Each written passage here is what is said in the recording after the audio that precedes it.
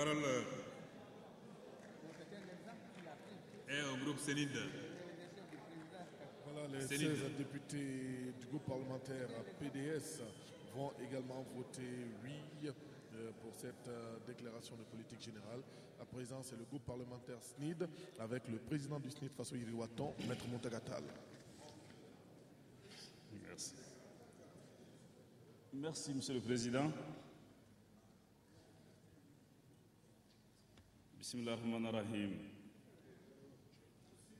Monsieur le Président de l'Assemblée nationale, Madame le Premier ministre, Mesdames et Messieurs les membres du gouvernement, honorables collègues, Mesdames et Messieurs, il me revient d'expliquer le vote de notre parti, le Congrès national d'initiative démocratique Faso Iriwaton, sur la politique qu'entend mettre en œuvre le gouvernement de Mme Cissé, Mme Kaïdama Sidibé, Premier ministre. Mais avant, honorables collègues, je voudrais soumettre à notre auguste Assemblée 3 réflexions. La première, faut-il que l'Assemblée nationale continue comme nous le faisons à voter des lois défendues par des ministres appartenant à un gouvernement dont l'orientation n'est pas encore approuvée par les députés?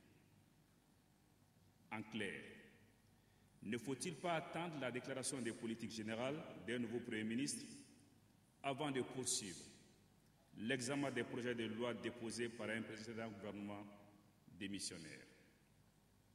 Deuxième réflexion, le temps de parole, souverainement arrêté par la conférence des présidents, ne doit-il pas être revu à la hausse afin de permettre un débat exhaustif pour une matière aussi importante que la déclaration de politique générale?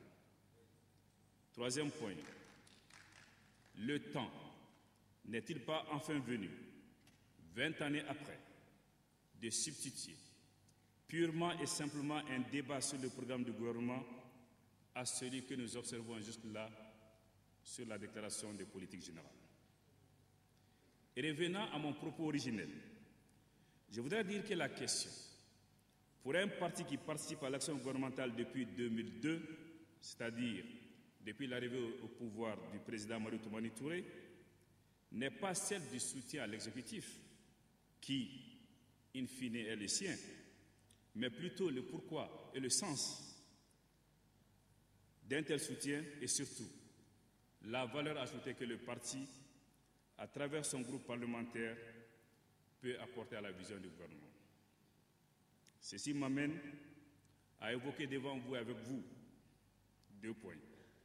Pourquoi soutenons l'action gouvernementale et quelle valeur ajoutée pouvons-nous y apporter?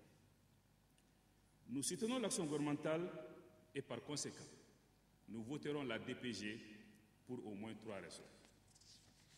La première, c'est que ce gouvernement est le nôtre.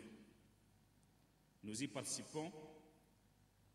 La seconde, c'est que l'action gouvernementale a des résultats tangibles et à titre illustratif, mais non exhaustif, cette volonté de faire du Mali une puissance agricole, l'attention accrue accordée aux problèmes environnementaux, l'amélioration de l'offre de santé, la politique volontariste en matière de promotion de la femme, la priorité accordée à l'emploi des jeunes, le désenclavement intérieur du pays.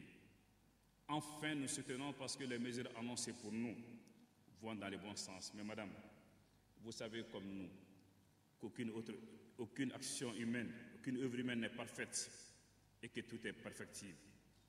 Nous savons que l'action gouvernementale a des faiblesses qu'il nous appartient aussi d'évoquer si nous voulons rester crédibles et sérieux, en faisant bien évidemment des propositions d'amélioration. Nous n'inventerons pas la roue, mais nous insisterons sur certains points qui nous paraissent capitaux.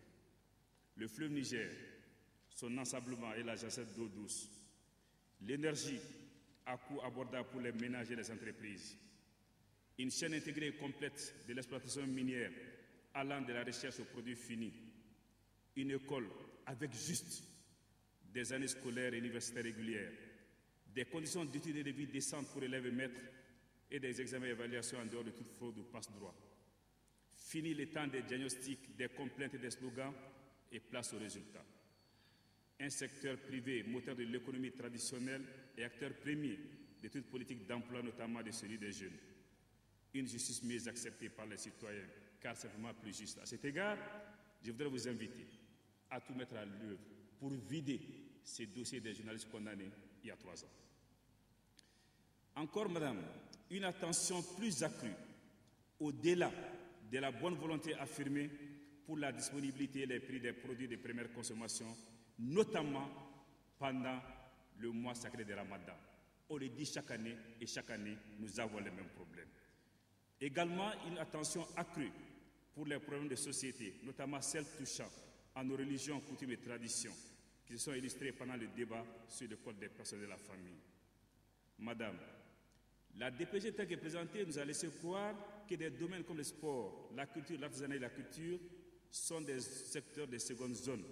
Cette impression, certainement pas vraie, doit disparaître. La réussite du dialogue avec les partenaires sociaux, afin que l'assurance maladie obligatoire, dont les principes n'est contesté par personne, soit accepté par tous. La sécurité nous préoccupe. Nous verrons dans quel cadre en parler de façon plus responsable. Enfin, madame, nous pensons que sur un point précis, vous avez une obligation de résultat, c'est la bonne tenue des résultats des élections dont le résultat devrait être accepté par tous. Et le préalable est le choix consensuel d'un fichier électoral exempt de toute critique fondée. Qu'Allah, subhanahu wa ta'ala, vous assiste dans la construction de notre cher pays et qu'il bénisse le Mali. Je vous remercie.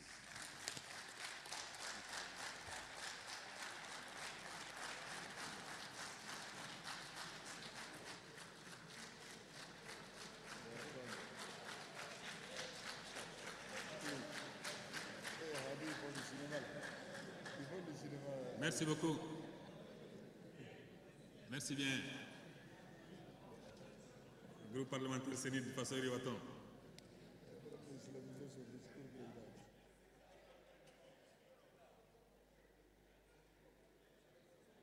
La parole est